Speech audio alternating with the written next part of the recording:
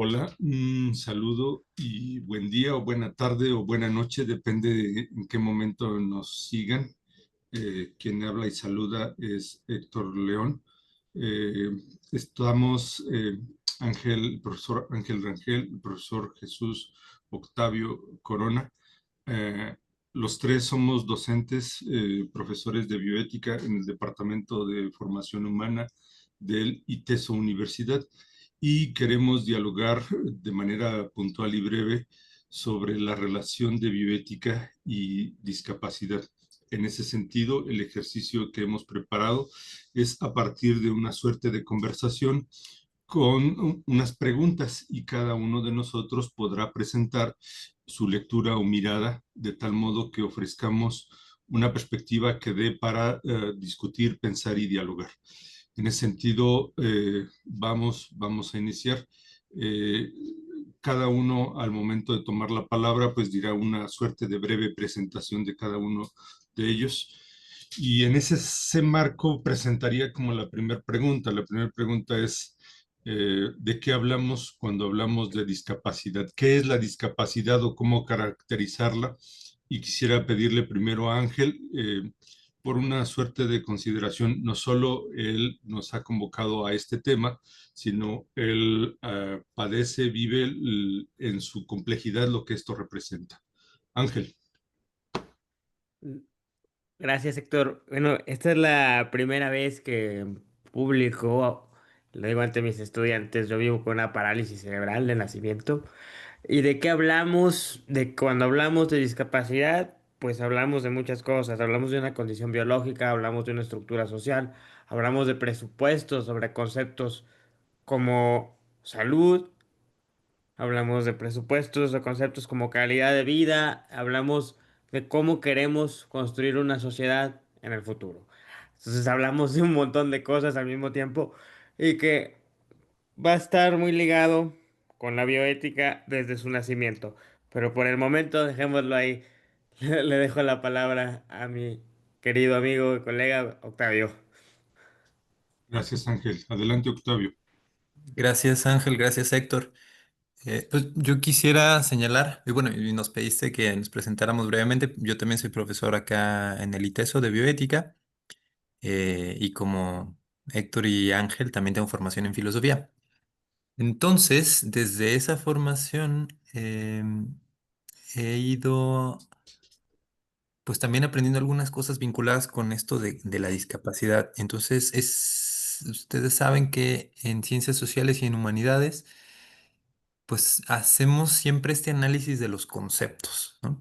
Y entonces, así como se dice que, por ejemplo, cuando se analiza la cultura y se dice, a ver, ojo, es un concepto que intenta describir algo allá afuera, pero en el momento en el que nosotros definimos, ya estamos estableciendo los límites de la discusión y lo que se pueda entender por cultura, ¿no? Pues lo mismo sucede con la discapacidad.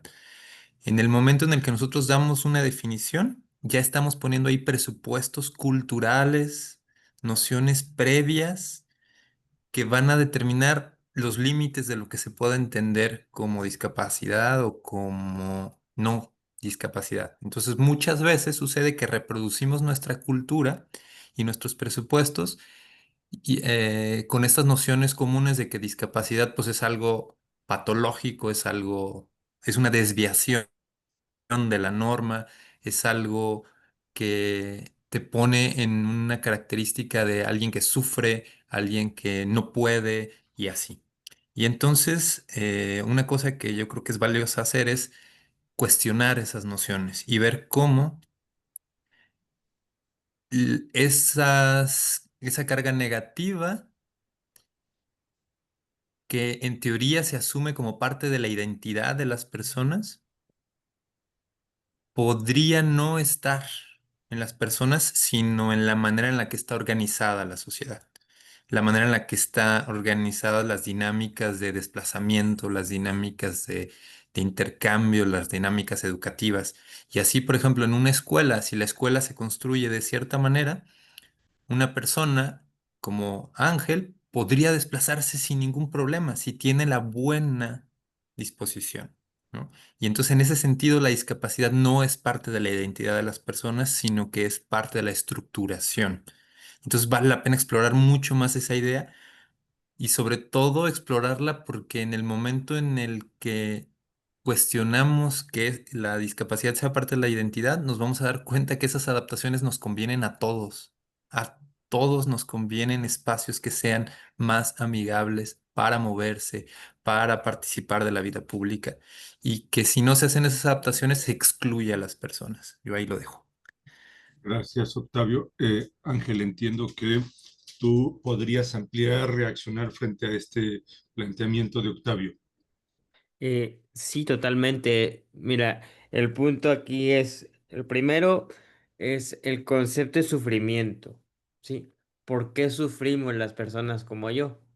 Y si partimos de la idea de que es una condición estricta y exclusivamente biológica, que sí lo es, ojo, yo nunca lo he negado, pero si partimos de lo estrictamente biológico, entonces decimos que la persona está condenada a sufrir. Pero si partimos de que hay que crear una estructura social que reconozca las distintas etapas de la vida y las distintas maneras de funcionar en el mundo, entonces entendemos que, por ejemplo, yo soy feliz cuando voy a ITESO, que casi no puedo ir porque está muy lejos de mi casa, pero soy feliz porque, pues como ahí sí hay rampas y baños adaptados, no tengo que preocuparme por a qué horas tengo que ir al baño o por cuánta agua tengo que tomar, como cuando voy a un concierto y tengo que pensar cuánta agua tengo que tomar o si me puedo tomar una cerveza porque tengo que pensar que luego no va a haber cómo llegar al baño. Eso es lo que a mí me preocupa. Pero a las personas que no viven como yo, les preocupa si me duele el cuerpo o les preocupa si me quiero morir de eutanasia o les preocupan cosas que a mí no me preocupan. Pero que ellos que no viven mi condición piensan que son mi preocupación. Y en ese sentido, creo que hay que cambiar radicalmente el paradigma. Pero eso lo veremos ya con la segunda pregunta. Gracias, Ángel. Quisiera decir una palabra para reaccionar frente a lo que ambos han dicho. Coincido con Octavio en la importancia que tiene la filosofía y por eso pienso una bioética filosófica de precisar los conceptos. Empezaré por decir que pienso que todas las personas tenemos capacidades. La capacidad la pienso como esta posibilidad de los humanos de hacer o no hacer, de decidir o de elegir. Pienso que todos los humanos tenemos capacidades. El concepto discapacidad significaría entonces la imposibilidad de hacer o la imposibilidad de elegir o de optar. Eh, y creo que hay dos tipos de discapacidades, discapacidades biológicas y discapacidades sociales, económicas, culturales. Yo pienso que el problema está más en las segundas que en las primeras, ¿no? ¿Por qué? Porque las discapacidades sociales, políticas, económicas, culturales, tienen que ver con un estigma social, una comprensión de lo humano. Con los discapacitados terminamos, y ya me voy a incluir, terminamos siendo gente inútil, gente anormal, gente improductiva, y en ese sentido coincidiría con un juicio que se puede hacer, no sé si lo hizo así Octavio. El problema es la discapacidad o la que genera, que produce la sociedad.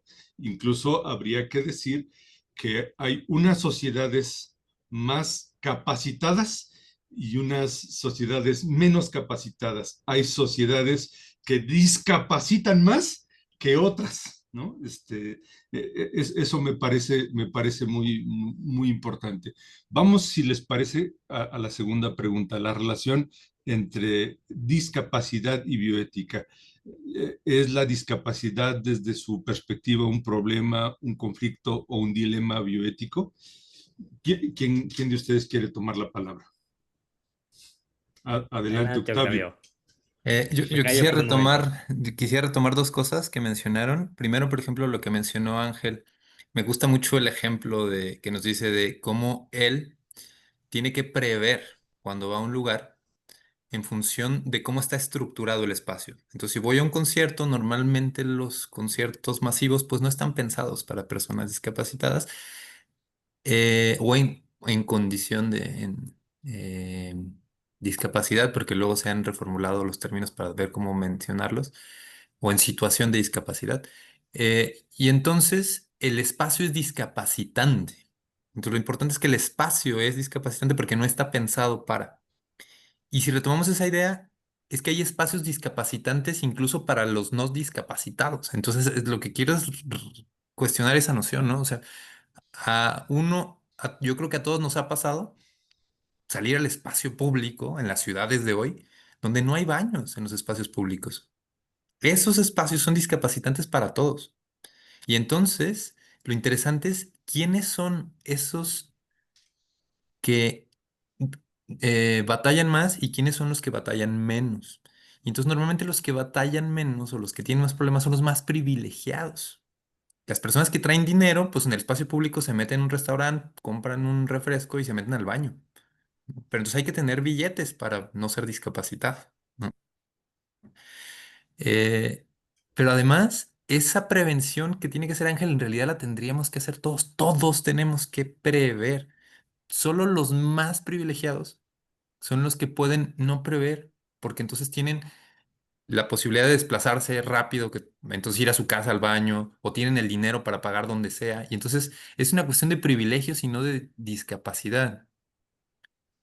Si eh, l- nosotros tuviéramos que ir a escuelas donde no hay baño y el baño solo estuviera en las casas, sería discapacitante para todos, ¿no? Todos sufriríamos. Pero se ha vuelto común decir, no, pues baños tiene que haber en todos lados, ¿no? Es una necesidad. Pero ¿por qué no decimos lo mismo con, baños tiene que haber en todos lados, pero además baños grandes donde entre una silla de ruedas y donde las personas con diferentes capacidades entren? Entonces el asunto es una cuestión política de qué es urgente, qué es importante y qué sí debe entrar dentro de las normas que organizan nuestras instituciones. Y entonces voy al comentario que hizo Héctor, que me parece muy importante sobre esta distinción entre lo biológico y lo cultural. Eh, Esa distinción es importante porque hay un sustrato biológico en los cuerpos, ¿no? Que hace que, por ejemplo, ciertas funciones biológicas pues, no se den, ¿no? Pero luego esa distinción es muy problemática porque entonces nos haría de nuevo regresar a que hay algo intrínseco a las personas que las hace sufrir o que las hace menos, pero ese menos ya no es solo biológico, es necesariamente cultural, están juntos. Por ejemplo, es que una persona en silla de ruedas es menos productiva. Ok, pero el estándar no está en la biología, está en la cultura. La cultura quiere que las personas sean definidas a partir de su capacidad de producir en una línea de ensamblaje o producir en una lógica capitalista. Pero si en otra lógica, esas personas también podrían ser valiosas. El asunto es que la biología y la cultura nunca están separadas. Entonces, si quitamos estos criterios sociales que nos dicen que tenemos que ser productivos, las diferencias biológicas, la gran diversidad, no tendrían que ser necesariamente discapacitantes, ¿no? Y entonces ahí entra ya la pregunta esta de, pues entonces, ¿dónde está el vínculo entre bioética, filosofía y discapacidad? Pues eh, propongo que pensemos que hay una cuestión de injusticia cada vez que reproducimos este discurso de que la discapacidad es una condición intrínseca de las personas, porque estamos basados en un paradigma de justicia individual, pero si nos vamos a un paradigma de justicia colectiva, de justicia comunitaria, entonces podríamos cambiar la organización social para que más personas quepan en el espacio público, para que se entienda que todos somos vulnerables, que todos necesitamos ir al baño, que todos necesitamos de los demás y que un espacio que es adaptado nos conviene a todos, ¿no? Eso sería justicia colectiva de verdad y no una justicia individual. Gracias, Octavio. Ángel, A ver, si quisiera replicar, es que a ver, me llamó la atención el ejemplo que mencionas del baño porque yo, aunque traiga dinero en la bolsa, aunque pueda pagarle al restaurante, aunque tuviera $1 millón, igual no puede ir al baño, porque no quepo en el baño. O sea, la discriminación hacia el cuerpo es más poderosa que el dinero. Y eso es muy duro. La discriminación hacia mi cuerpo es más poderosa que el dinero, y invalida el dinero, invalida títulos académicos, invalida los idiomas, invalida cualquier cosa. Porque cuando no puedes acceder al espacio público, no hay dinero que valga. Y entonces es bien importante entender, por eso decía yo la cuestión de los modelos. Porque si seguimos en lo puramente biológico, que yo no lo niego, o sea, para mí la discapacidad existe cuando una persona se aleja de la normalidad. Es decir, cuando una persona no puede hablar, no puede caminar, no puede oír. Eso existe biológicamente. Pero si lo construimos alrededor de eso, entonces caemos en algo que se llama el modelo médico rehabilitador, que es, tenemos que quitar eso, esa sordera, esa incapacidad de caminar, esa incapacidad de hablar, para normalizar a la persona, para hacerla más igual que los otros. En lugar de entender que personas sordas, personas ciegas y personas que no pueden caminar siempre han existido y siempre existirán. Lo que deberemos de hacer no es dejar de dar terapias, porque eso también lo digo siempre, sino dejar de pensar en un mundo donde solo cabe lo normal y pensar en un mundo donde todos, la diversidad de personas, ideas y formas biológicas de ser en el mundo puedan caber, ¿no?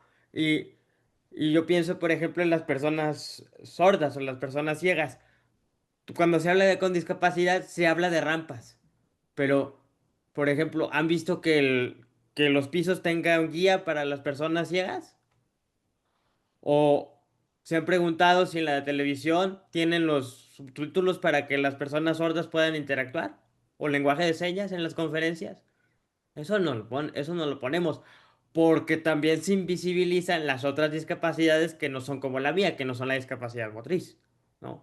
Entonces es toda una cuestión de cómo cae esto en distintos ámbitos de la vida. En bioética en concreto, se ha pensado desde dos grandes conceptos, que son la vulnerabilidad y la autonomía, ¿no? Generalmente se define a las personas como yo como personas vulnerables, es decir, como susceptibles de un daño, susceptibles de una vulneración. A mí me gusta el concepto de Miguel Cotto que dice que somos personas vulneradas. No somos personas que pueden sufrir un daño, ya lo sufrimos. No es que nos pueda pasar alguna vez, es que todo el tiempo nos pasó, o como les digo yo en un lenguaje muy mexicano, no es que la vida pueda jodernos, es que ya nos jodió. Pero el asunto es desde dónde lo vemos. Ujú. Y es ahí para mí la diferencia, ¿no? Si decimos, por ejemplo, en un caso como el Widowblood, donde se experimentó con niños para saber cómo evolucionaba la hepatitis y entender si había distintos tipos de hepatitis. Y se dice que no se entregó el consentimiento informado y que eran niños vulnerables. Y yo lo primero que me pregunto es por qué estaban encerrados un montón de niños en una institución. ¿Por qué tiene que haber instituciones donde estemos encerrados y donde no podamos ni salir? ¿Por qué no hay vigilancia de las familias? ¿Qué papel tiene el Estado? Si me explico, cambiar el foco. Cambiar el foco hacia las estructuras y tratar de generar estructuras que realmente posibiliten la autonomía, que realmente posibiliten el diálogo, que realmente posibiliten ocupar el espacio público, porque eso sí, algo que a mí me molesta mucho es cuando hay un tema que conviene en términos económicos, como la eutanasia, ay, sí, su autonomía, y cuando quiero trabajo, y cuando quiero salir a la calle, y cuando quiero entrar al baño, ¿dónde quedó mi autonomía? No sé si me doy a entender por dónde va la cuestión, Héctor, dónde va Octavio. O sea, dejar de pensar en términos individuales y biológicos y empezar a pensar en términos sociales y estructurales. a lo que en términos técnicos se llama el modelo social, o uno más avanzado, el modelo de la diversidad, y no tanto decir, pues vamos a pensar en el individuo, sino vamos a pensar en generar estructuras que favorezcan que estos individuos puedan existir. De acuerdo con lo que dices, yo decía en mi intervención anterior, decía yo que era importante hablar de que todos somos personas capacitadas, porque todos podemos hacer. Y si todos somos personas capacitadas, todos somos personas discapacitadas, porque no todos los cuerpos son cuerpos de futbolistas o de basquetbolistas o de nadadores. Es decir, voy a transitar a otro punto. Tú hablas de la vulnerabilidad. Yo digo que todos somos vulnerables, pero unos son más vulnerados o vulnerables que otros.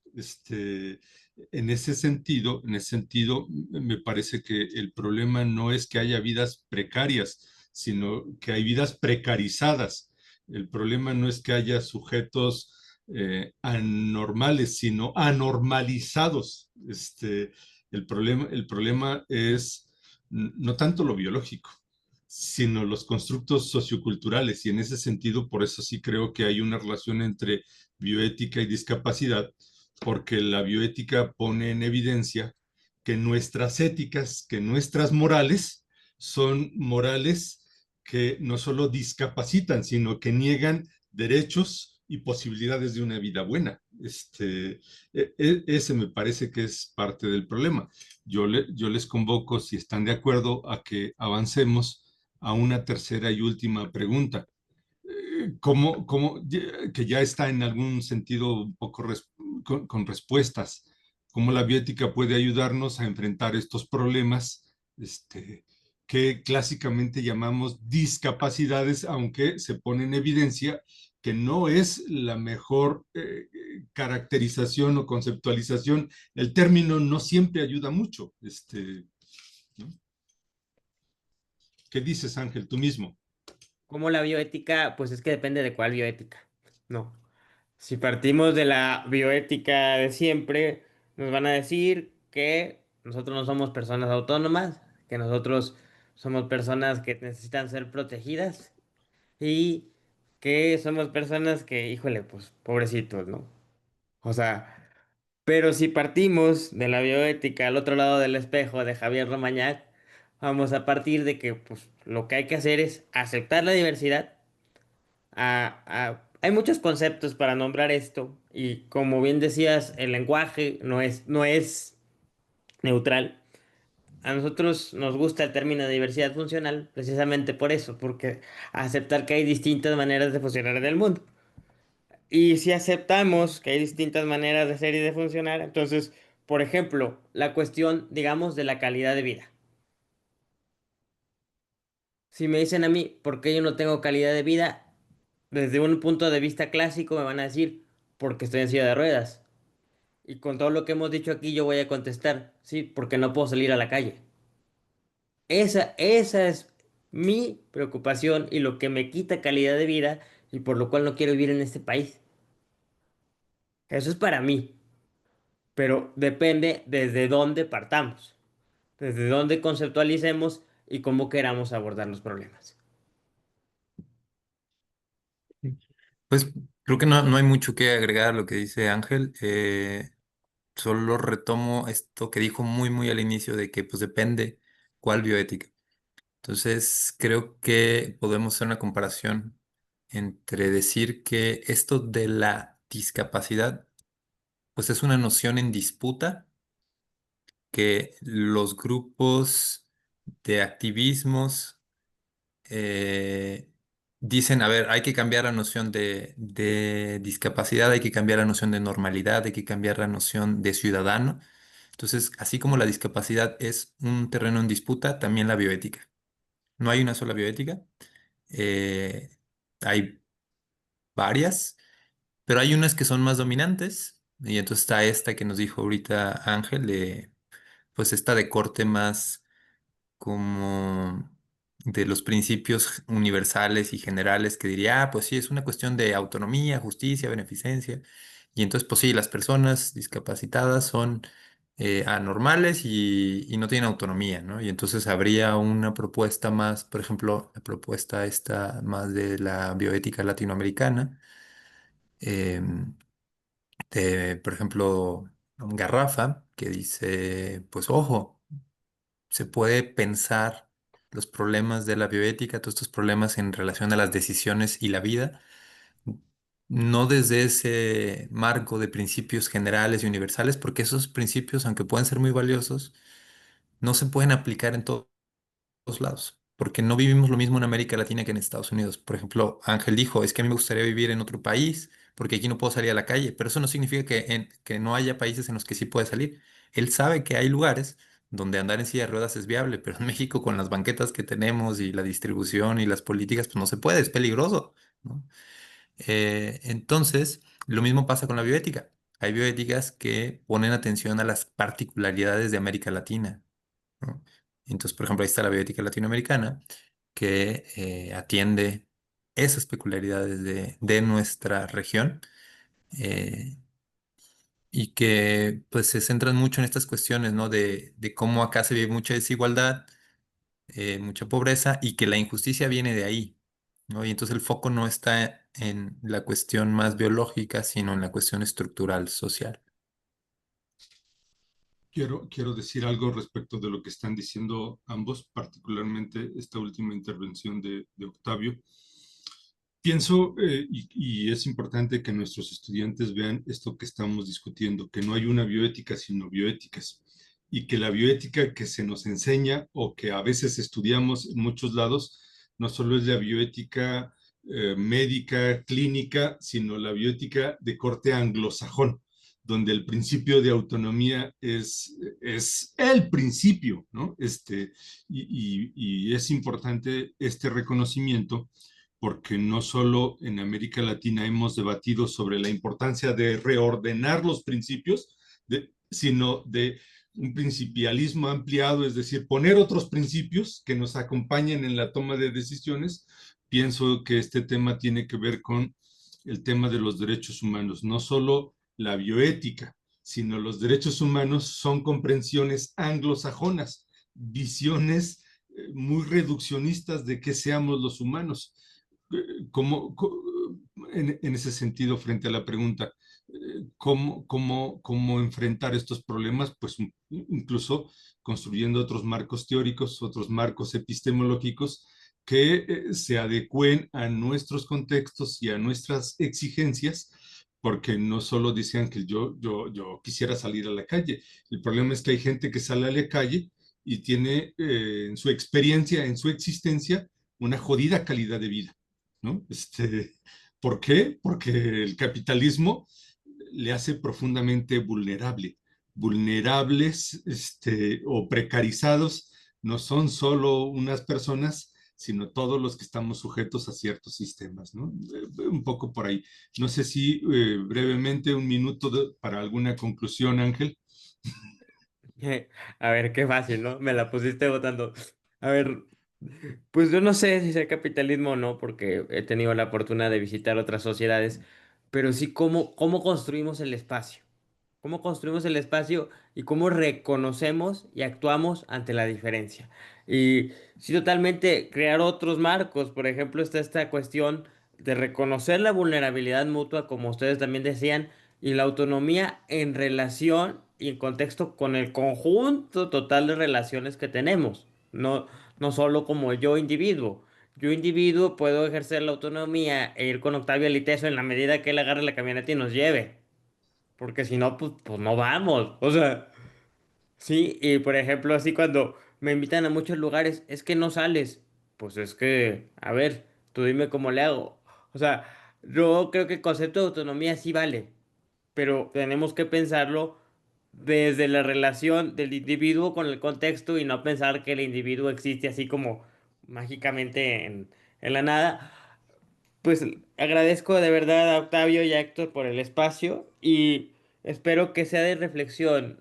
Yo no tengo la verdad absoluta ni me interesa saberlo todo. Simplemente me interesa que nuestras voces, y esto, con esto cierro, que es muy importante. Cuando las personas como yo se colectivizan, entienden que el sufrimiento no es individual, es una cuestión puramente biológica y empiezan las demandas sociales, ¿sí?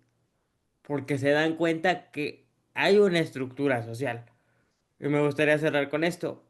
En este país se va a discutir próximamente la eutanasia.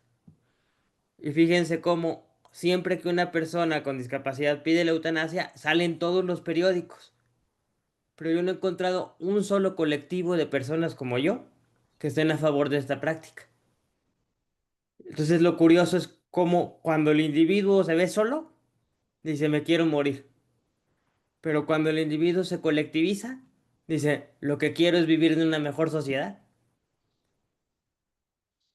Cuando rescatamos lo común, cuando rescatamos lo que nos hace humanos a todos. Con eso me gustaría cerrar. Gracias, Ángel. Mm. Octavio. Pues rescatar lo común en este caso significaría que no basta con hacer normas, reglas, nuevas leyes que digan sí, hay que adaptar los espacios, porque eso ya se ha venido haciendo. Para poder hacer un mejor espacio para las personas en situación de discapacidad, tenemos que cambiar todos, tenemos que cambiarnos a nosotros mismos para pensar de otra manera a nosotros, relativizar esta idea de que somos o no discapacitados y para pensar también de otra manera a los demás. Y entonces poder hacer comunidad de otra manera implica no solo leyes y normas, sino cambiarnos a nosotros mismos. Gracias, Octavio. Yo diré de manera muy puntual, he afirmado que necesitamos una reconceptualización de la discapacidad. También necesitamos una reconceptualización de qué sean los derechos humanos y de la bioética. Ahora agregaré que necesitamos una comprensión distinta de lo que seamos los humanos. No solo por algo que está diciendo Ángel, que es profundamente importante. La biología no lo es todo, también somos seres bioculturales, sino nuestra comprensión de humanismo implica que tenemos conceptualizaciones de que sea lo normal, lo anormal, de que sea lo precario, lo vulnerable, y estas son debates, discusiones que tendríamos que incorporar.